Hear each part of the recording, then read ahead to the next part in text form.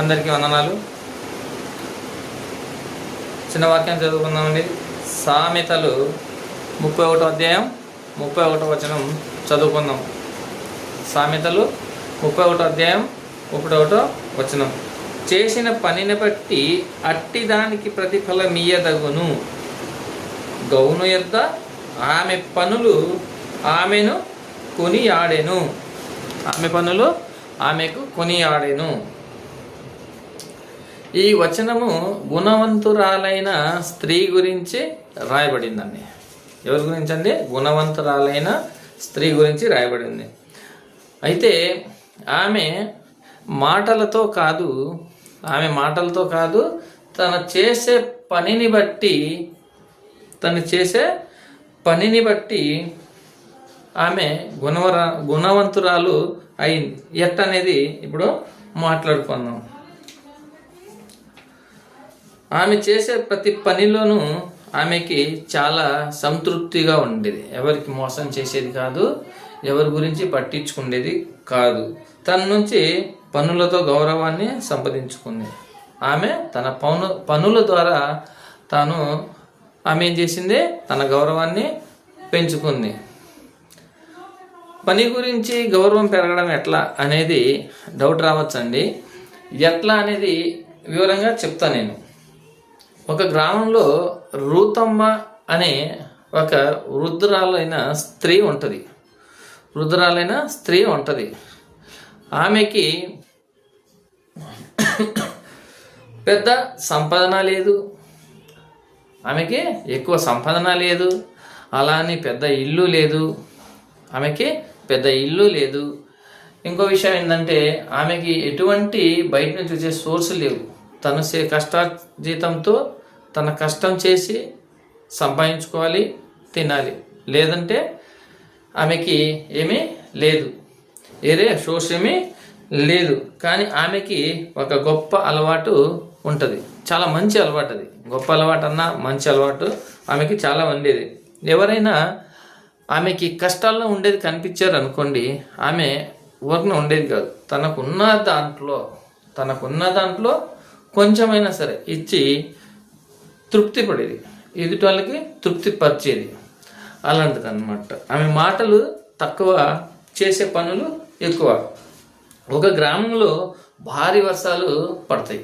అనుకోకుండా ఒక గ్రామంలో భారీ వర్షం పడుతుంది. ఆ వర్షం పడినప్పుడు అందరి ఇళ్ళలోకి నీళ్ళు వెళ్ళిపోతాయి. గుమ్మంలో నుంచి కూడా నీళ్ళు వెళ్ళిపోతాయి.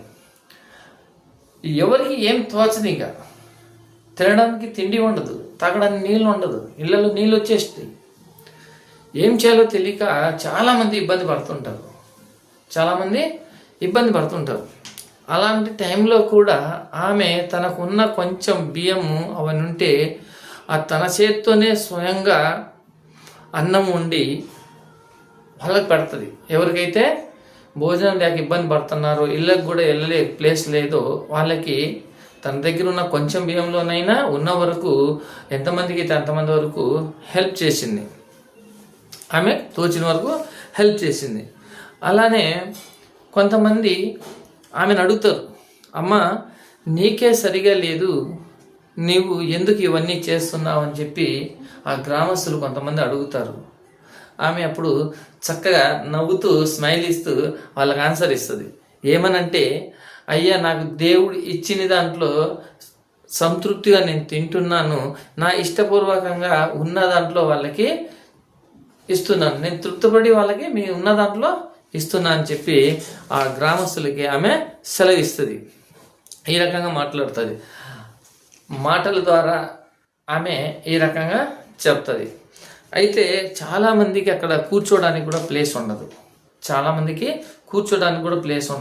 ఆమె ఇంటి దారం తీసి, ఆమె ఇంటి చిన్నదైనా కూడా ఆ ఇంట్లో ఎంతమంది పడితే అంతమందిని వచ్చి కూర్చోండి, సెలవు తీసుకోండి అని చెప్పి ఆమె వాళ్ళకి సహకరిస్తుంది.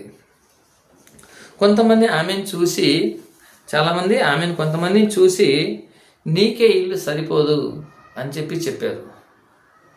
అయినా సరే పర్వాలేదు,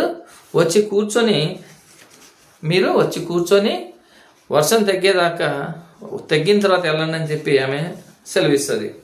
అయితే అప్పుడు రూతమ్మ నవ్వుతూ చెప్తుంది. ఎట్లా నవ్వుతూ చెప్తుంది. మనమైతే ఏదబ్బా ఇప్పుడు వస్తున్నారా, ఎప్పుడు పోతారు, ఈ వర్షం ఎప్పుడు తగ్గుద్దని మనమైతే ఇసుక్కుంటాం. ఆమె రూతమ్మ అలా చేయలేదు. వృద్ధురాలు ఎట్లా చేసింది, ఆమె దగ్గర ఉన్న దాంట్లో తృప్తిగా ఇచ్చింది, వండి పెట్టింది. మరి అక్కడ బయట ఉన్నవన్నీ మనస్ఫూర్తిగా నవ్వుతూ పిలిచి ఇంట్లో కూర్చోబెట్టింది. కొన్ని నెలల తర్వాత గ్రామంలో ఒక చిన్న సభ పెట్టాల్సింది, ఒకరికి సన్మానించాల్సింది వచ్చింది. అదే గ్రామంలో ఒక మనిషిని ఎవరినైనా సరే సన్మానించాలని చెప్పి వాళ్ళు అనుకున్నారు.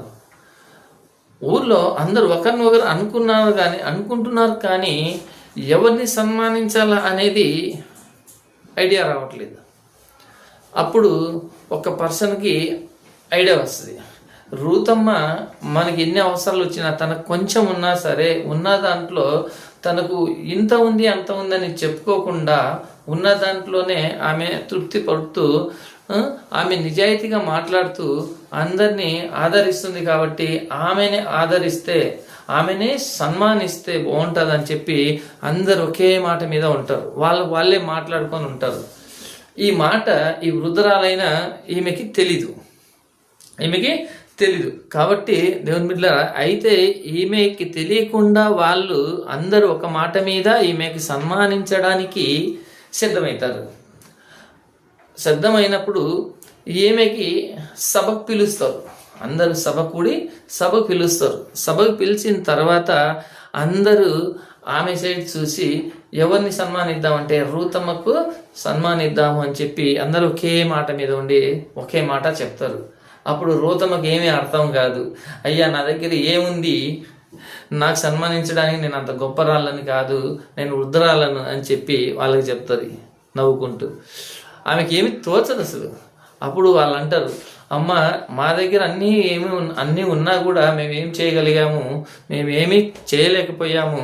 అందుకే నీ దగ్గర ఉన్న కొద్ది దాంట్లో అయినా సరే వీళ్ళని ఆకలి తెచ్చావు, ఉండడానికి ఇల్లు ఇచ్చావు.